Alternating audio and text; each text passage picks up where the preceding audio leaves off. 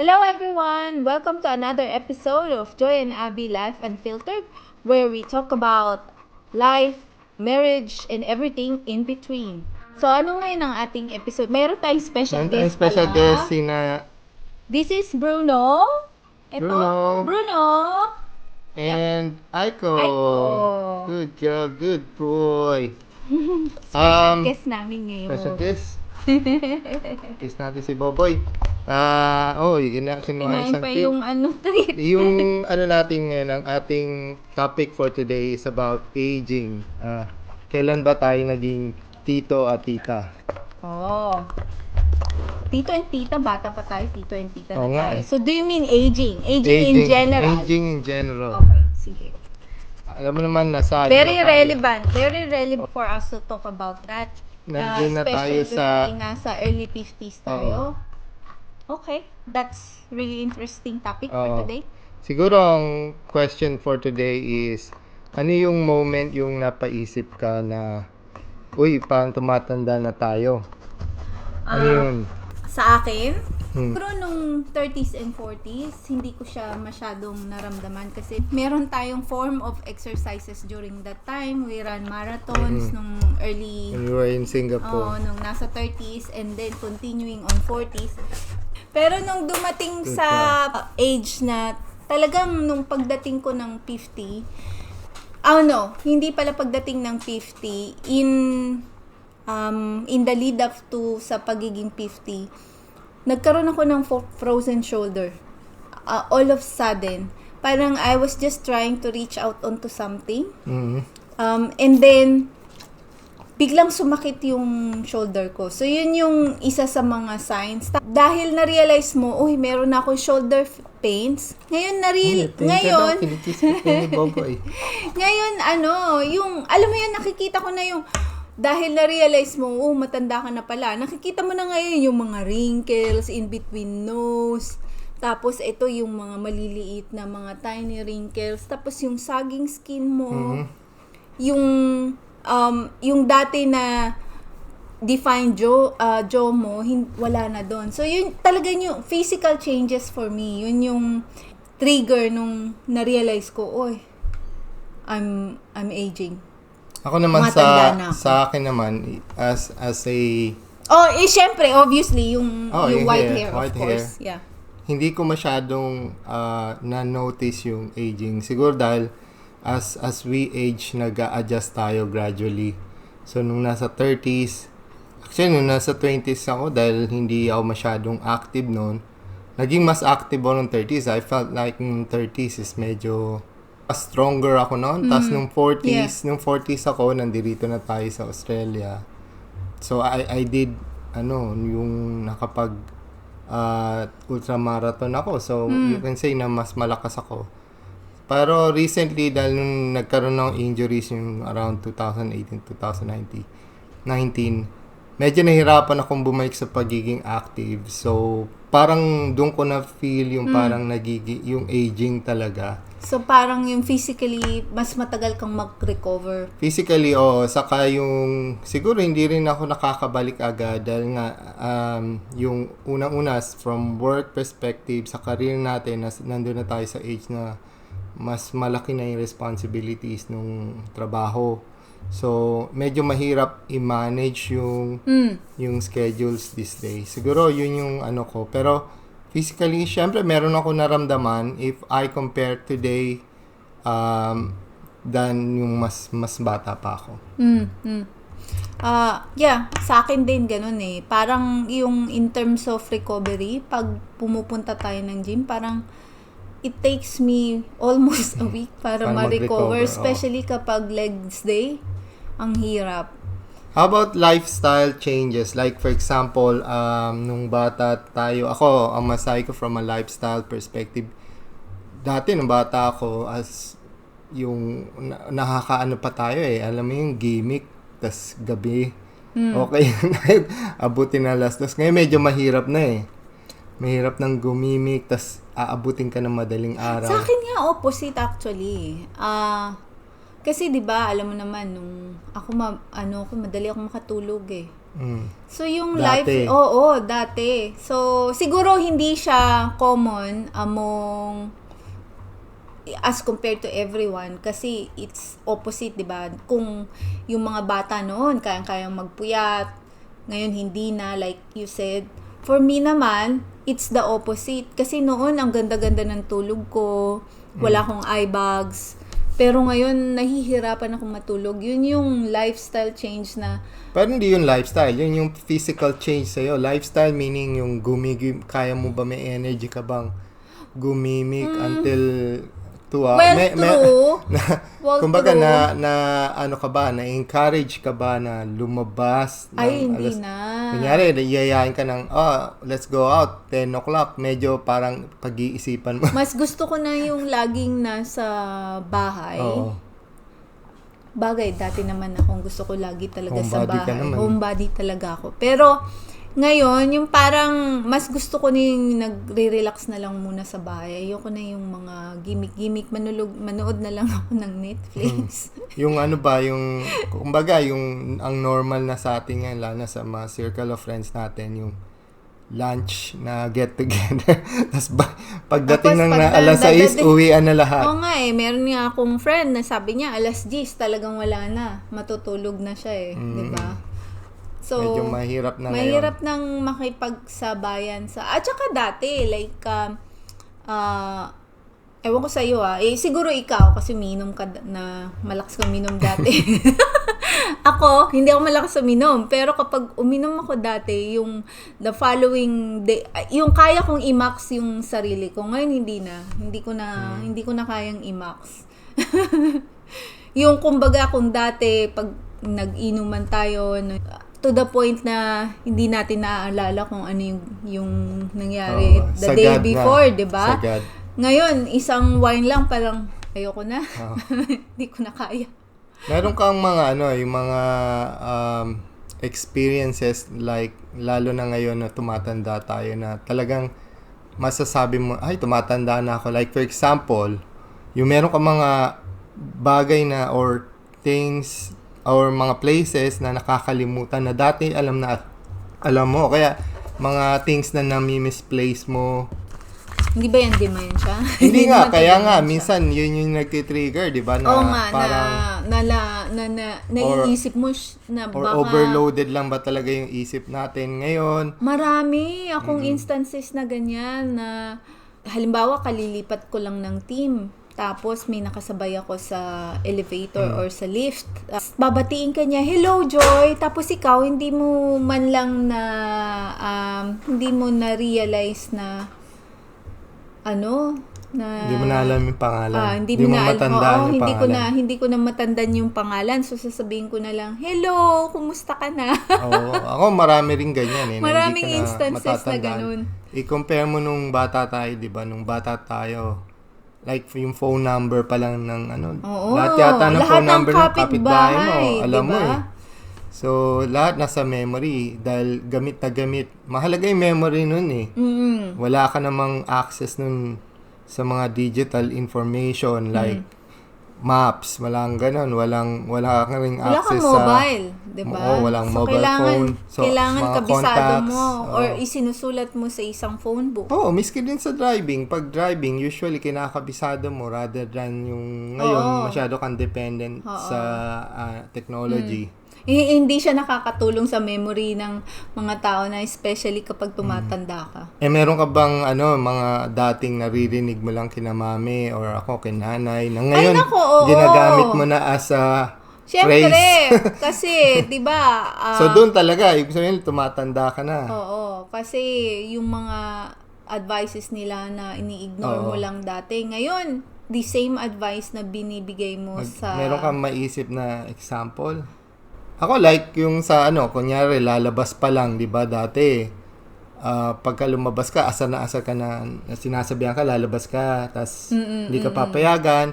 Ngayon, 'di ba tayo, ganun na rin tayo pagka lalabas. Siyempre, isa lang anak natin na pinapayuhan natin siya na, "Oy, Mag-ingat tumawag ka ha." O Oo. pagkarating mo dun sa ikaw nga si Maxim, pagkarating mo dun sa Barcelona, i-message mo kami.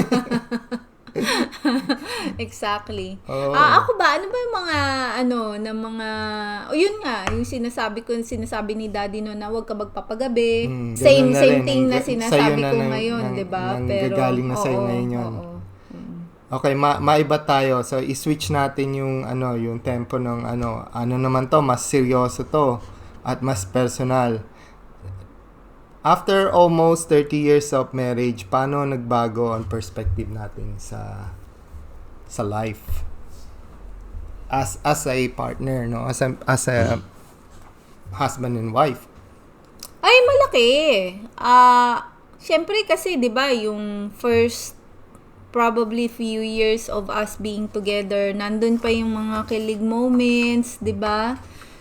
As you grow older together, yung mga small stuff, hindi mo na iniinda. 'Di ba? Dati konting may nasabi ka lang, nagtatampo na. Or So, baka ako lang 'yun. Hindi, siguro in general ganun din eh. Kasi parang rin yung maturity, yung partnership, Oo. Hindi, kasi nag-evolve. naman tayo very young tayong nag-asawa. Masyado tayong bata 25. So, Baga parang yung iba nun, small stuff na nag-start pa alam lang mo sa yung- career nila, di ba? Oo. Tayo, may anak na. Yung mga small stuff na, Oo. alam mo yun, yung, for tampuhan. example, tampuhan na mayroon ka lang nasabing konti. Hmm. Away na eh. Ngayon, hindi mo na iniinda yun eh. Kasi, alam mo na, kilala mo na kung sino ka. Alam mo na you're yung personality. you're more confident about yourself. Oo. Tapos, kilala mo na yung partner mo. So, yung expectations mo rin nag-iba. Oo. Hindi naman kasi marirealize mo rin, bata ka, akala mo, pwede mong baguhin yung tao. And then you realize na you need to learn how to live with that person. Oo. So, Siyempre, pag masama yung ugali, di ba? You try to do something oo, about syempre, it. Pero kung yung iba naman personality, yun. iba pa yun. Iba naman yun. Iba yun. So, about yung habang yung mga, sa atin medyo mahirap kasi yung nag-isa nating anak is grown up na. So, yung time ngayon is more of, nagta-transition tayo dun sa parang, couple without kids na So, kasi ano na? almost empty nester na tayo. Empty Almost. Hindi almost. Empty nester na empty tayo. nester na. Although yung mga gamit ni Maxi nasa loob pa. Oo nga. Yan.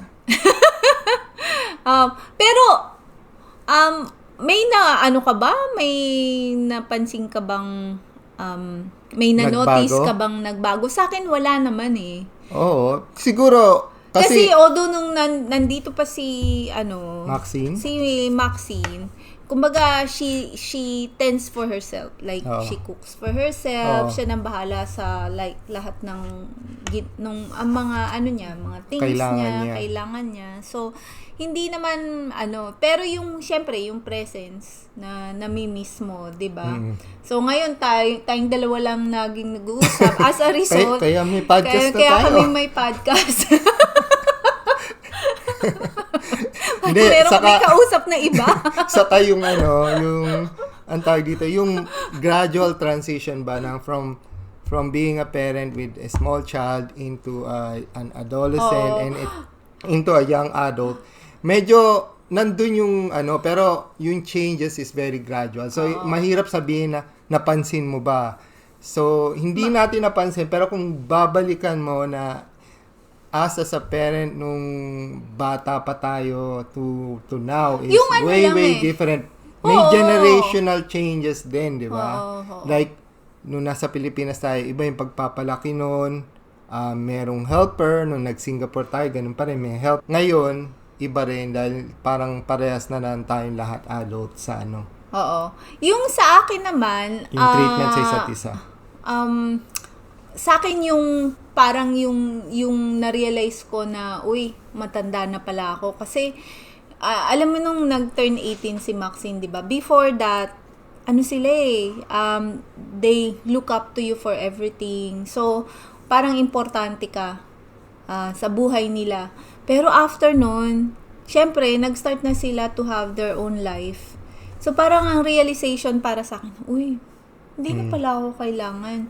So, parang, uy, matanda na pala ako, hindi na ako kailangan. Pero it's not like that. Alam mo yun lang yung feeling ko. Pero, syempre, yung mga bata, kailangan nila, they have to have their own light. And then you have to learn how to let them go. So, minention mo rin yung about not sweating the small stuff. Ano pa yung mga na natutunan mo at this stage, personally, as you grow old? Yung mga ganyang mga bagay. Ako muna. Siguro ako noon, syempre, nung mas bata pa ako, yung ego ba? Mataas yung ego. Marami akong regrets actually na yung hanggang ngayon, di ba, yung mga parang nainis ka dahil politically hindi aligned sa'yo. So, regrets ko yun eh. May mga kaibigan ka na in-unfriend mo dahil sa ganun. Which is, napakaliit na bagay pala yung ganun. So, which For is, me, yun yung regrets ko. Yun yung natutunan ko as I age.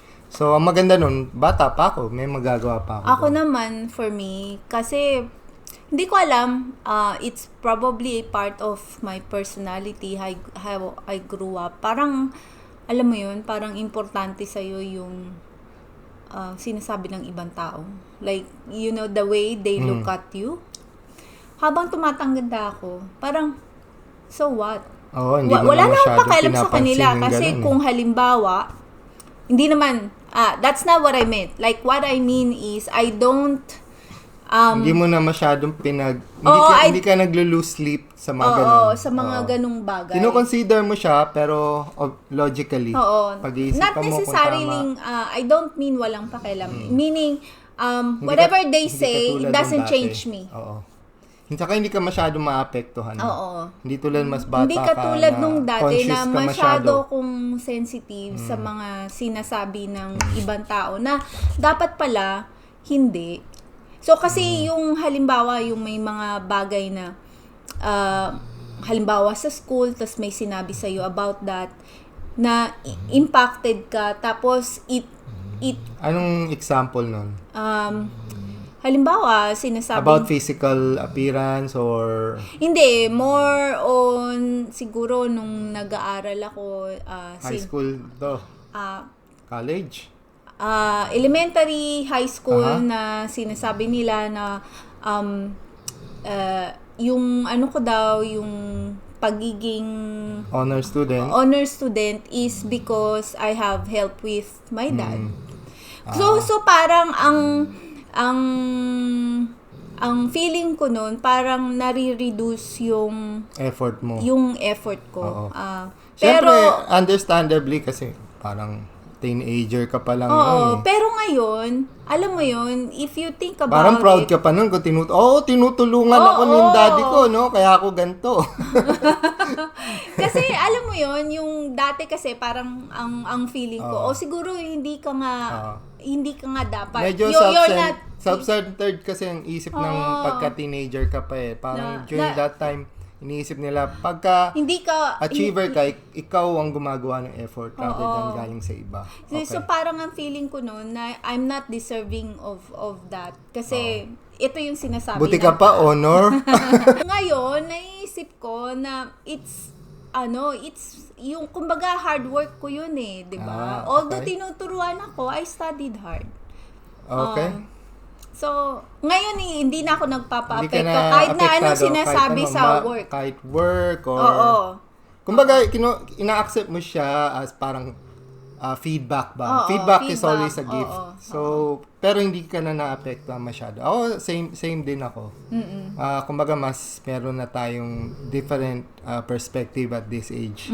Okay, ibay natin. Ito parang mas close sa atin to ngayon eh, itong topic na to about aging. It's about staying healthy and young at heart. So, ano yung habits na sa tingin mo feeling younger ka pa rin na ginagawa mo ngayon kahit tumatanda na? Ako, kasi ano yung dinevelop mong mga habits? Di ba sinasabi mo, para akong athlete? Oo nga eh.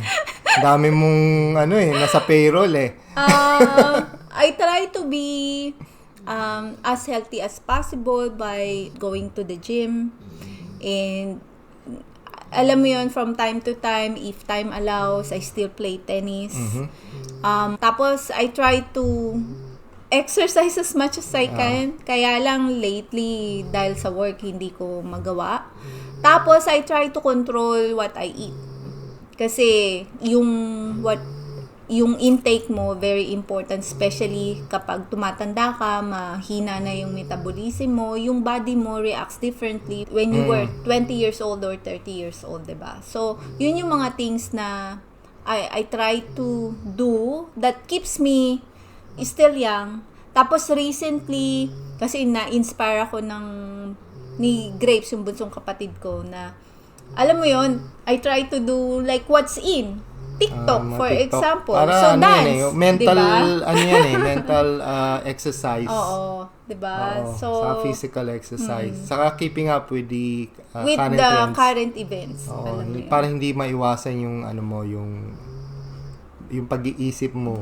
Nakaka-keep up ka pa. Ako naman sa yung mga health, in terms of health, yung syempre at this age, merong nagpapadoktor tayo, nagpapa-annual blood test. Ako, since bata pa ako, even 30 years old pa lang, nalaman ko na mataas yung cholesterol ko. So, meron akong awareness na kailangan kong i-reduce yun. Or at least keep it at a healthy stage. Yung mga ganon, like, as much as I want na talaga gusto ko rin mag-keep up nung bumalik sa running. Ngayon medyo nahihirapan akong ipasok sa schedule ko. Pero katulad mo nga, diba, nag-gym tayo regularly, keeping ourselves healthy, yung pagkain natin, make sure natin na yung as choices healthy natin, as possible. healthy as possible. Ano pa ba? Yung, syempre, yung sa mind naman, sa mental faculties natin, very active pa rin tayo sa work natin ngayon. Medyo analytical yung trabaho natin so na-exercise in that sense yung mga decision making natin, yung utak natin tumatakbo. Although hindi ako nagti-TikTok. Wala nga akong TikTok Pero iba naman yan kasi hindi ka marunong sumayaw. Oo. Pero up to date ako sa mga current events. Oh, yan. Oo. I agree. Malakas yung awareness ko sa mga ganon, sa mga pop culture from my end. Yun ang ginagawa ko. Ikaw naman, tanong ko sa'yo, dahil marami kang mga pinapanood na about staying healthy, yung mga centenarian. Anong mapapayo mo naman about that? Paano natin i-extend yung sa mga different documentaries na na panood ko or book na nabasa ko about health. It's about, alam mo yung moving naturally. Like, you don't need to go to the Okinawa, gym. diba? Yung mga blue zones na tinatawag. Hindi mo kailangan pumunta ng gym. Pero, you need to, kailangan active ka palagi. You need to always move. Active meaning, hindi ka laging nakaupo. At least, tumayo ka pa minsan-minsan, maglakad ka sa backyard kung meron kayong backyard. Or, like, maglakad-lakad ka sa labas, magpaaraw ka. Yan yung in terms of movement. Tapos, ang isa pang na alaman ko is very important and maybe a challenge for us both is to be around community. Kasi tayong dalawa, busy ka sa trabaho, busy ako. Minsan wala na tayong wala tayong time for our friends or be involved in a community for a good cause, for example. So, yun yung mga, it will keep you alive, it will give you purpose. Kailangan natin yun i-develop habang nag-age tayo. Yung mag-build ng community, whether around itong place natin or within the Filipino community around our area. Tapos, ang isa pa is, in terms of what we eat, wala akong documentary na basa. Parang di naman secret din yun no? Oo, na you have to eat na healthy, yung less processed food. Less processed, fresh as possible. As close to like yung natural state ng food. For example, halimbawa, yung kamote, hindi mo nalalagyan ng sugar. Syempre, of course, sa mga Pilipino, 'di ba, yung kamote, mas maganda kung ginawa mong kamote cube. Gagawin mo parang nilupak. Kaya kamote cube. Oo, di ba? Pero kapag tumatanda ka na, Parang medyo iboboil mo na lang. iwasan mo na yun. I-boil mo na lang, 'di ba? Oo. Kasi kailangan mo pa rin kumain ng yung natural food, hindi yung processed. Kasi meron tayong fiber. Fiber is intact. Yung nutrients niya is still intact. Same with me, yung siguro medyo mahirap ng medyo kasi yung heavy rin yung pagkain natin sa fats and carbs, yung Filipino food. So kailangan mo lang i-tweak ng konti, like kung kakain ka ng kanin, medyo siguro at our age try na nating kumain ng like us, yung mga brown rice rather than white rice. Tapos ako, hindi na ako nag-sugar, matagal na. Hindi na ako nag-sugar sa coffee ko. Bihira lang ako siguro maglagay ng sugar in anything. Siguro mga sugars ko nakakain doon sa mga pre-processed food o kaya paminsan-minsan cake. Ganon.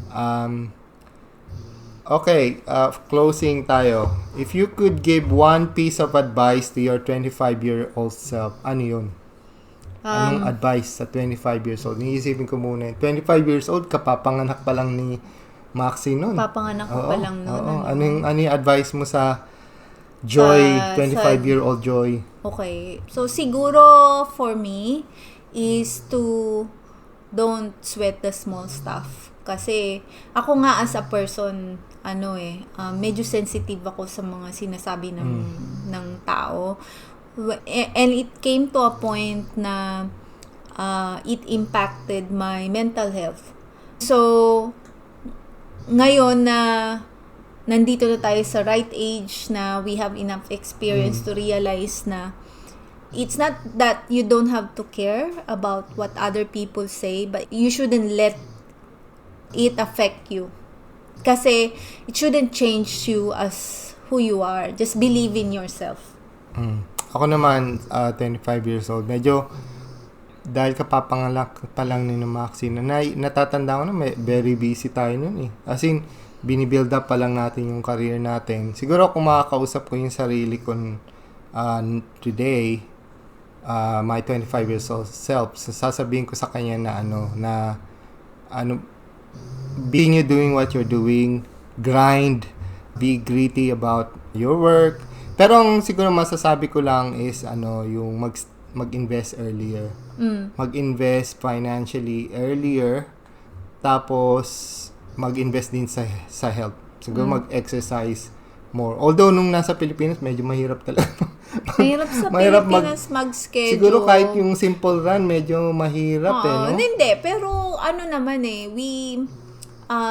we kept up. Like, nakahabol naman tayo nung nandun na tayo sa Singapore kasi it allowed us to kasi do mas that. madaling, like, for example, Yung tatakbo ka sa labas, madali, yung transportation malapit, is easy. Diba? Everything is walking distance or running distance in our case. Siguro, yun nga, yung ma-advise ko, yung isipin yung financial future.